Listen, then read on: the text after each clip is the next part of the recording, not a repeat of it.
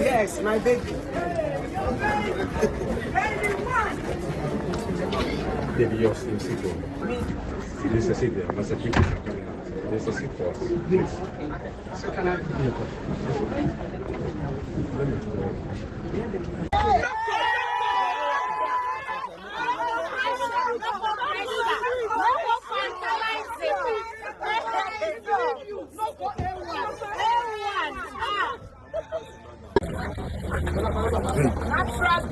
Hey, my friend.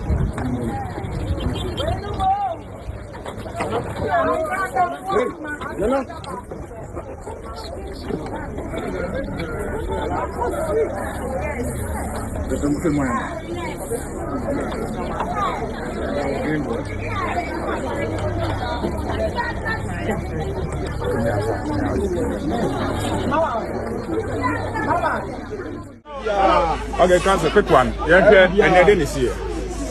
Some more we are new Sarina GH Musufu Pani shelter.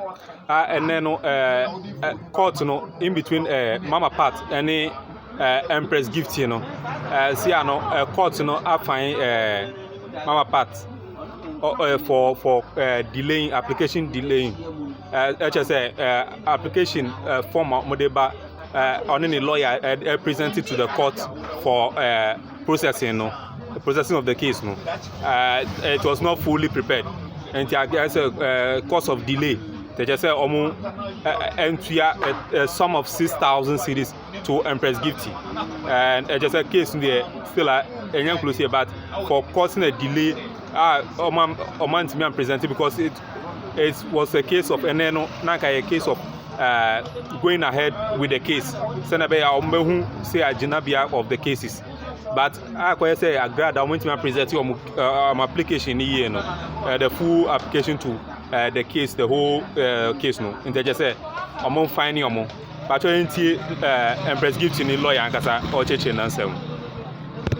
And the court pass it now.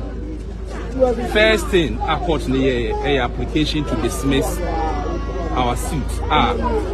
Madam Patricia Siedua lawyers at the buy.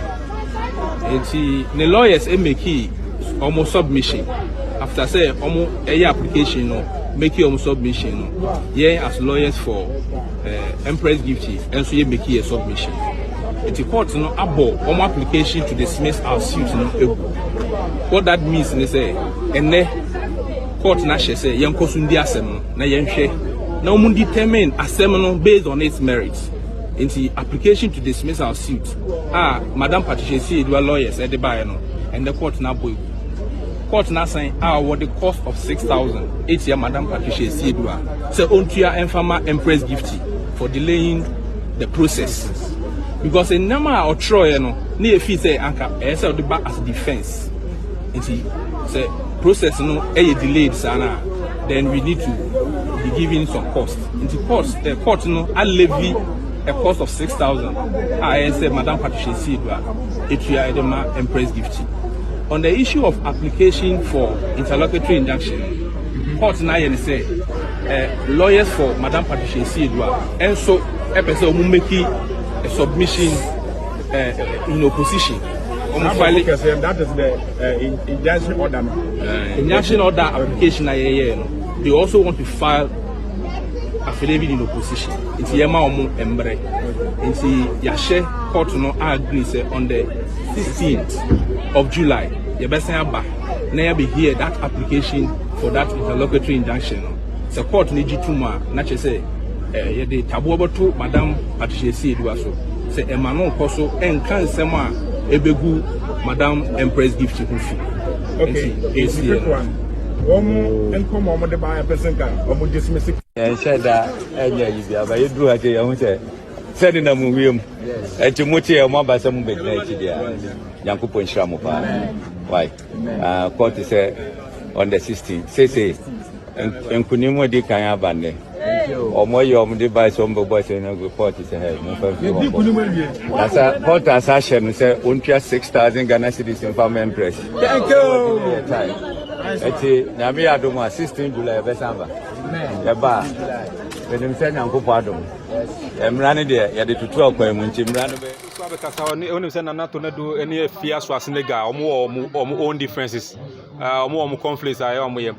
And I to do because after if you Schwarzenegger, ever sereno concerning Nemame a year now, or year now, or sereno Sakoya Basabino, and not to do so ever can.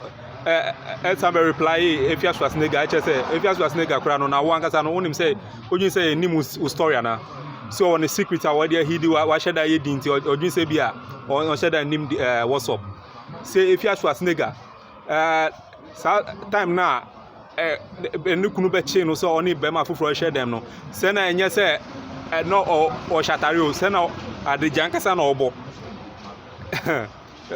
So also will show Biasia, what could show Biasia, Yamiso could to a show dear. But you could see another tornado or Yeni revelation. Moment. Sir, Ghana from America, which people don't know. Well, sir, video never out now, Rokachi. I see now, or what it you know. Video never one know. The anti Bolanga to free. Domi Pillar 2, Mal 7 on every bachelor. I broke a ball, I see Bolanga naked. And on any area, huh? If you have to say, I don't touch you. I broke my body naked, and it can't go so. And on no corner. And I walk and say, oh, yeah, there was a be a shower. What man is that to say? Or see if you are there, was a be a shower. If you are there, be a shower. Son, or did I occur area? I walk one in the call up and down. Into Mamma, I beg you, over area. And I say, hey, Empress here. Not yet, Papa, they are by one. Moon can be banana moon so the moon. Because area, how why you be out on you be nice. Why you be out was out of me pillar too, huh? Into a walk, I had nobody give a time, they didn't bother. Inti mami abi wa igbenye na wo honom no e na o hie nsuo gu agwakwa ho o hie nsuo gu agwakwa ho e na se bolanga di mika e ko hye ma me ne dem.